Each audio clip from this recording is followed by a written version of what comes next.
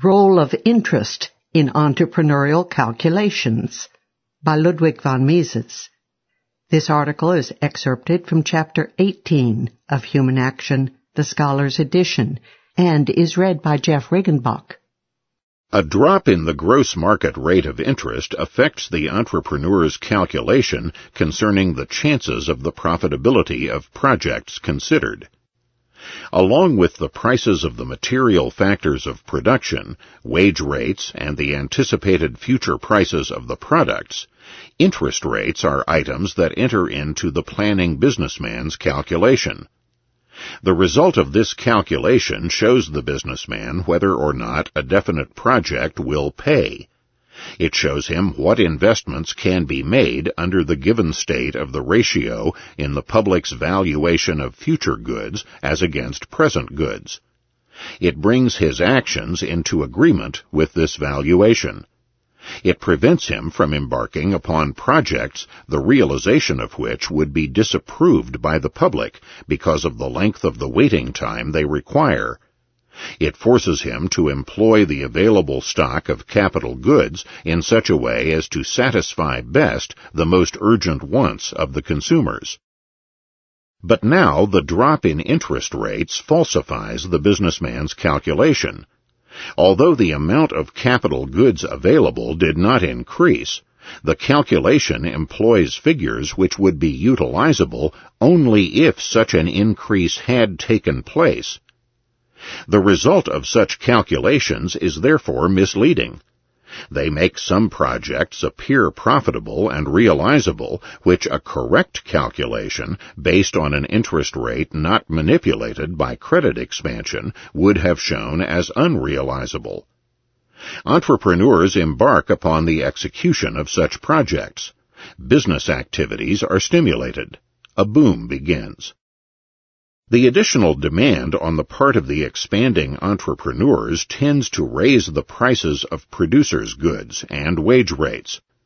With the rise in wage rates, the prices of consumers' goods rise too. Besides, the entrepreneurs are contributing a share to the rise in the prices of consumers' goods, as they, too, deluded by the illusory gains which their business accounts show, are ready to consume more.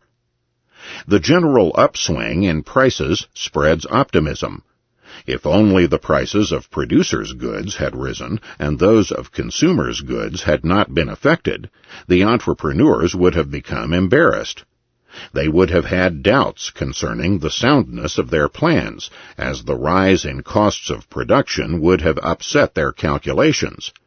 But they are reassured by the fact that the demand for consumers' goods is intensified and makes it possible to expand sales in spite of rising prices. Thus they are confident that production will pay, notwithstanding the higher costs it involves. They are resolved to go on. Of course, in order to continue production on the enlarged scale brought about by the expansion of credit, all entrepreneurs, those who did expand their activities no less than those who produce only within the limits in which they produced previously, need additional funds, as the costs of production are now higher. If the credit expansion consists merely in a single, not repeated injection of a definite amount of fiduciary media into the loan market, and then ceases altogether, the boom must very soon stop.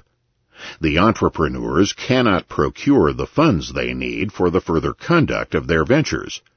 The gross market rate of interest rises because the increased demand for loans is not counterpoised by a corresponding increase in the quantity of money available for lending. Commodity prices drop because some entrepreneurs are selling inventories and others abstain from buying. The size of business activities shrinks again. The boom ends because the forces which brought it about are no longer in operation. The additional quantity of circulation credit has exhausted its operation upon prices and wage rates. Prices, wage rates, and the various individuals' cash holdings are adjusted to the new money relation. They move toward the final state which corresponds to this money relation, without being disturbed by further injections of additional fiduciary media.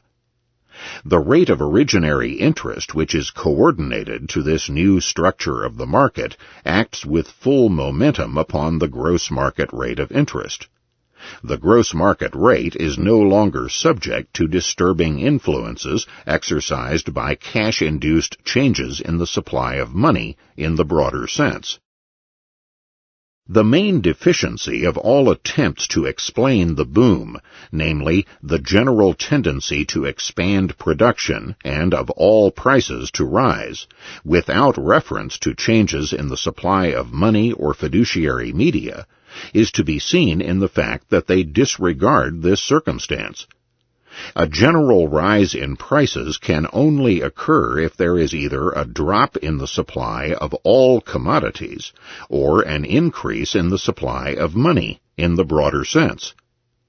Let us, for the sake of argument, admit for the moment that the statements of these non-monetary explanations of the boom and the trade cycle are correct. Prices advance and business activities expand, although no increase in the supply of money has occurred.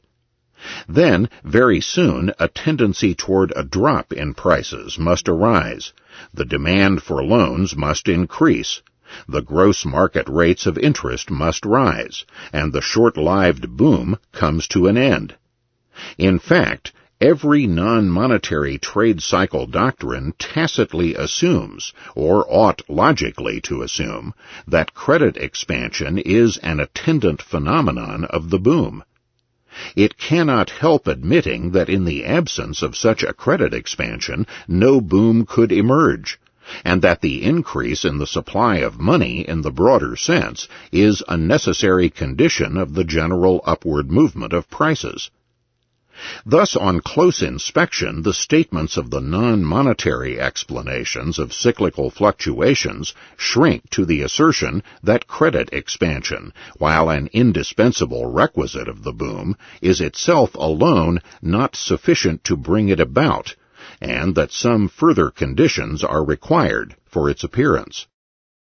Yet, even in this restricted sense, the teachings of the non-monetary doctrines are vain.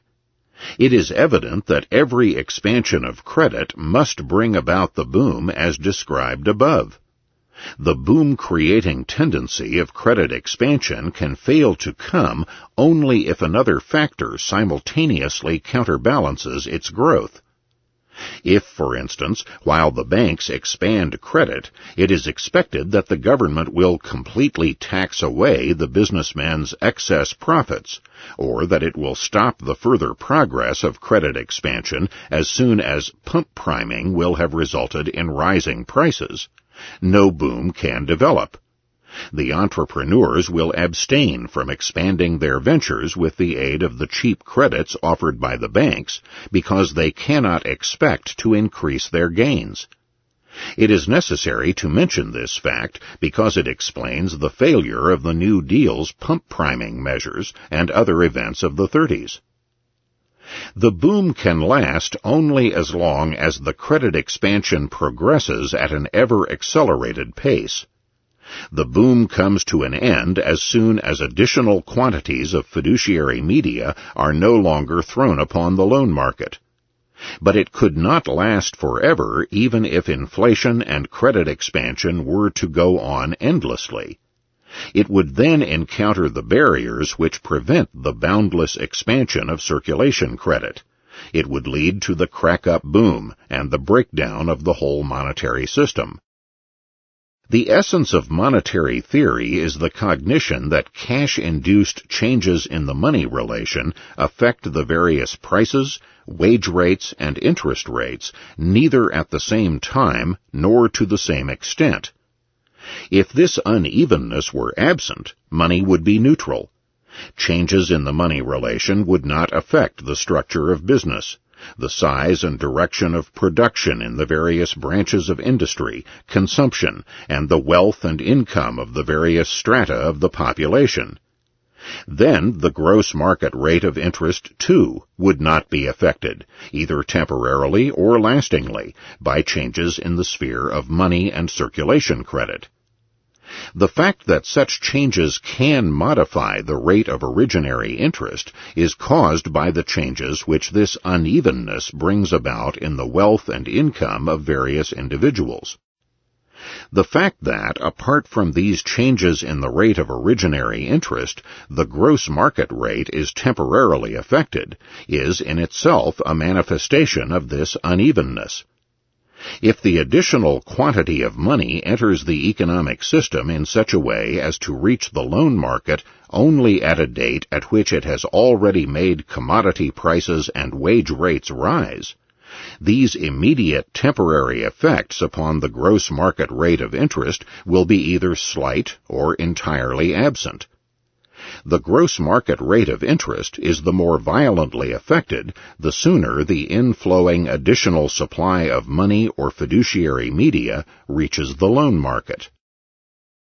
When, under the conditions of credit expansion, the whole amount of the additional money substitutes is lent to businessmen, production is expanded. The entrepreneurs embark either upon lateral expansion of production, namely the expansion of production without lengthening the period of production in the individual industry, or upon longitudinal expansion, namely the lengthening of the period of production. In either case, the additional plants require the investment of additional factors of production.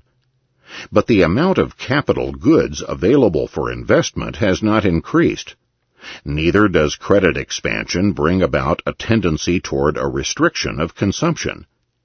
It is true, as has been pointed out above in dealing with forced saving, that in the further progress of the expansion, a part of the population will be compelled to restrict its consumption.